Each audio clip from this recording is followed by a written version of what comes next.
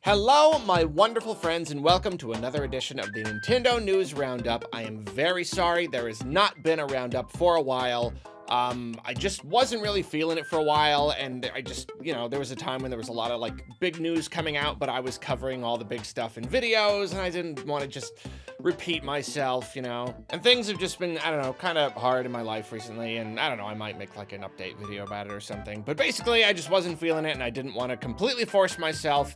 But if there was anything that was going to wake up the news roundup again, it was a Nintendo financial report. We just got a beautiful one for the first 2 quarters of this fiscal year, basically the end of March through the end of September, good half a year, and it's some exciting stuff. So here we go. We're talking about the news today, and it feels good. I've got the report open right here. I'm just kind of go through it and hit some of the highlights. Nintendo posted their specific revenue and all that. I don't usually care too much about that. It's been very good. Obviously, there's still, it's gone down since last year, kind of, equalizing after the massive spike of 2020 and all that stuff. And also, supply chain issues are still a thing. Nintendo actually said that they're reducing their Switch production, I believe through the rest of this fiscal year it is, by 20%.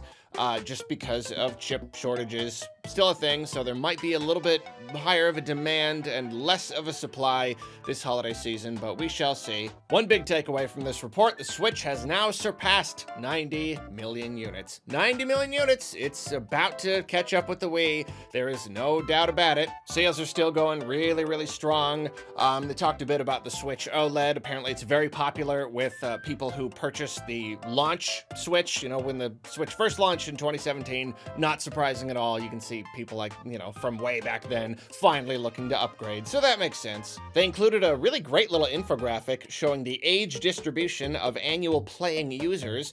Basically just out of the people who are playing Switch, how old are they? And hey, young players are important. Older casual players, they're important too, and all that stuff. Nintendo loves the big family thing. They love aiming stuff at kids, but anytime anyone tells you that oh, Nintendo, they make stuff for kids, show them this graph right here. We see that the vast majority of players are schmucks like me, but they're 20s and 30s. They're the ones playing Switch. They also talk about how they seem to be achieving their goal very early on in the Switch's life. They were saying that they want this to be something that's not a console you have one per household. They want it more like one per person, and they are finally seeing that, no doubt, thanks in large part to the Switch Lite. They're starting to see many households with multiple Switches per family. They updated their top 10 software list, which didn't, nothing really changed places, but they also had a really nice little list here of evergreen titles. Just titles that tend to keep selling, and over the last half a year, they just kept selling. And it's the usual ones. It's Mario, it's Zelda, it's Pokemon, Splatoon, it's Ring Fit Adventure, still doing really incredibly amazingly well. I guess most of these are already top 10 titles. Luigi's Mansion 3, though, it's not on the top 10 anymore, but it's awesome to see that it is still selling really well. This means that it has officially passed 10 million units, which is super awesome, and will no doubt go on to sell a few million more in the Switch's life. Then that Mario Kart 8 Deluxe. It's going really strong. It seems to have maintained its dominant position at the top of the list. Animal Crossing did not dethrone it, and I do not believe at this point that it will dethrone it. In fact, Mario Kart 8 Deluxe is now officially outsold. Just this version, not both versions, just this one has outsold the Wii version. It is the highest selling Mario Kart of all time, and is actually on track to become Nintendo's number one highest selling game. It actually might happen. Now here's where things get really interesting. Nintendo is really driving home the idea that they are looking to expand their IPs outside of video games.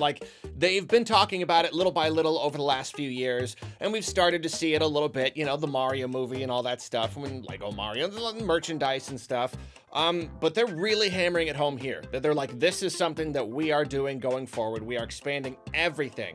Not everything, you know what I mean? It's very much on their plate right now. And that's very exciting. I feel like a lot of us have been kind of waiting for decades now for Nintendo to get this idea. What? Do more, we want more. And it's good to see they're finally doing it. They say in the report that over 32 million people have signed up for Nintendo Switch Online. which is, you know, it's about a third of the install base, which is a lot. And, you know, that includes people who are in family plans. So we don't know exactly how much, you know, the average person is paying. But that's a lot of money. That is a tremendous amount of money. And obviously it's a little... seeing this right now, everybody's a little grumpy about it, and they did assure us in the report that they would continue to expand the service and make everybody happy and add even more stuff to the expansion pass. But we're like, okay, does that mean you're actually going to add stuff, or are you just talking about the drip feed of the games that's going to come? We don't really know, but, you know, whatever. They have a whole slide talking about building good, lasting consumer relationships and going on about bringing smiles, and it's just kind of like, really? I mean, like, everybody hates the thing you just did, and you don't care, and everybody's JoyCons are... yeah. Mixed messages there, Nintendo, whatever. Here's a pretty exciting little bit, though. They had a little future outlook slide, and this does refer to their next system, which will be coming in 20XX. Obviously, we don't know where, but, like, you can see right here that Nintendo account, the little, like, Nintendo account thing, follows through into the next one. So, and then value-added services is an ever-growing thing. So, to me, that means that whatever the next system is, we're still gonna have our same accounts, and these services are gonna get bigger and bigger. That makes me think, like, it's still the same Nintendo Switch Online, but there's even more stuff, which means they're not gonna take it away and drip feed it back to us again. Like, everything's gonna kind of carry over. We don't know about, like, backwards compatibility and everything, but I don't know. It's very forward thinking, seeing what they did. As long as they actually follow this model, that could mean pretty darn good things for us going forward. Even if things aren't perfect right now, they could get pretty good by the next system. Here's probably the best part, though, of the whole entire thing. They've got a lot of extra cash right now, and they've always got money in, you know, like, expanding their business and R&D and all that stuff. But basically, they're saying that they're going to be putting really a lot of extra, like, on top of what they already usually spend. They're going to be putting it into organically growing their business. They're not completely against the idea of obtaining outside studios, but their number one priority is just making themselves bigger from the inside. And I'm like, whatever, great, yes, just make yourself bigger.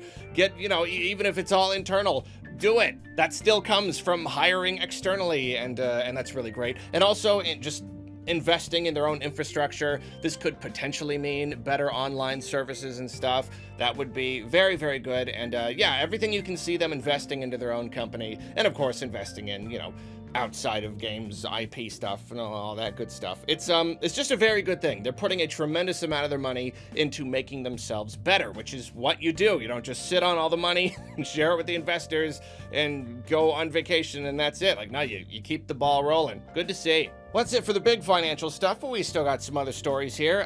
Through this new sales data, we can see that Skyward Sword HD has already outsold the Wii version. The Wii version sold like somewhere between 3.5 and 3.7 million or something like that. But the Switch version has sold 3.6 million, and so, you know, by the time this report went out, it has undoubtedly surpassed it. Not surprising at all, although I will say I thought it would be more. It will continue to sell through the life of the system. I just thought it would be more. It's a new Zelda game. I don't know if the controversies and stuff kind of brought it down or what. I kind of feel like they did. That's still pretty good, though. Animal Crossing New Horizons major update and Happy Home Paradise expansion DLC.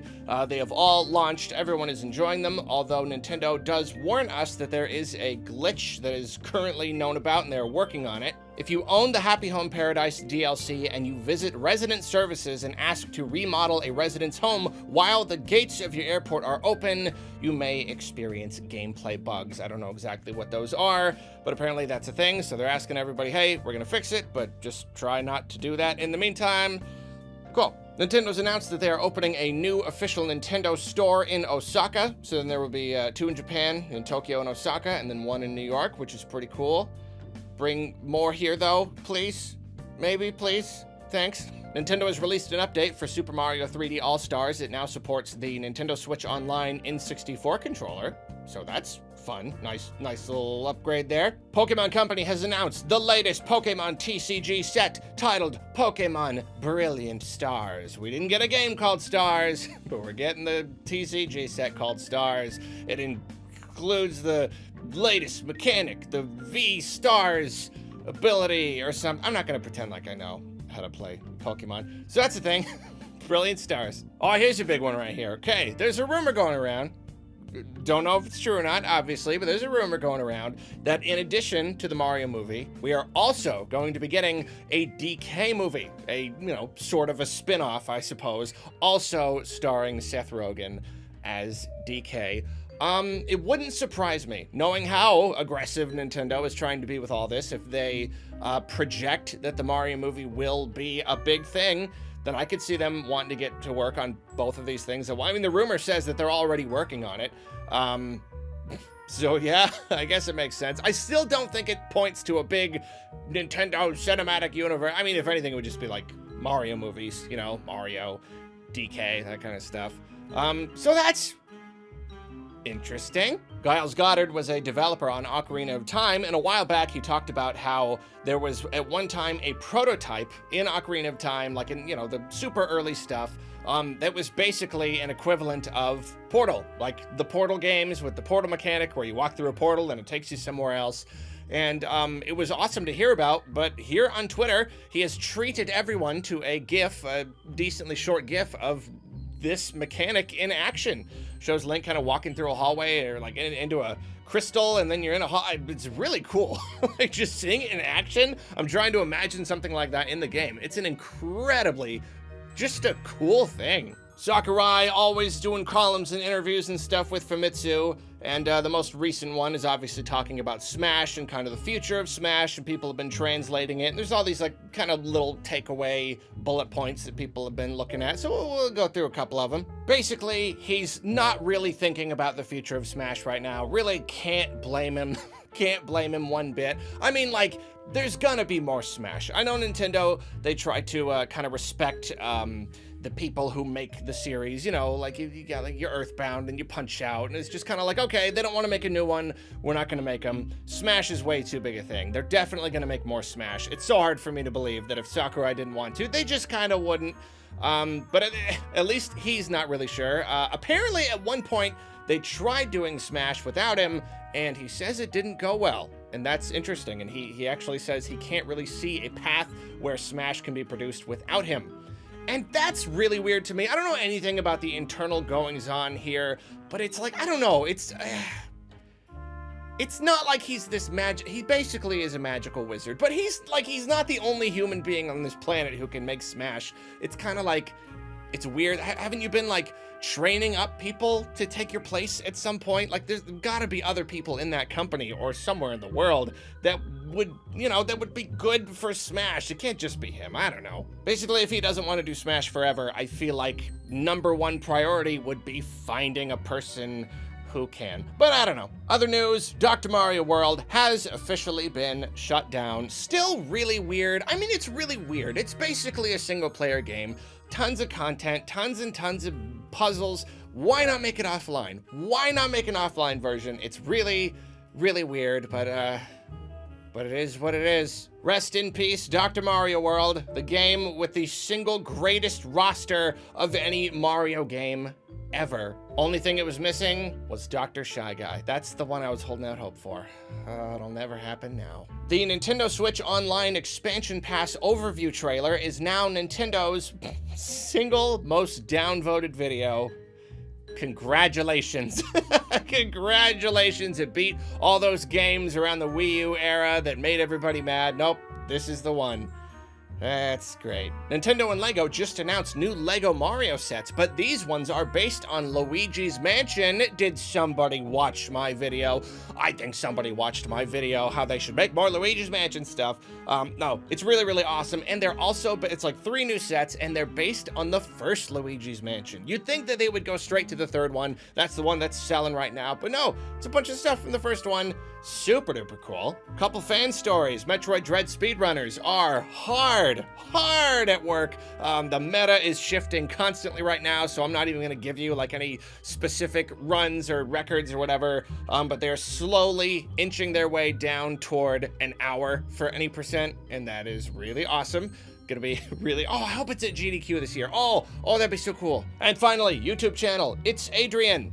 This guy right here and his friends, every year, apparently, they carve a bunch of Pokemon jack-o'-lanterns, and they do a generation every year. This year, they did Gen 4, every single Gen 4 Pokemon.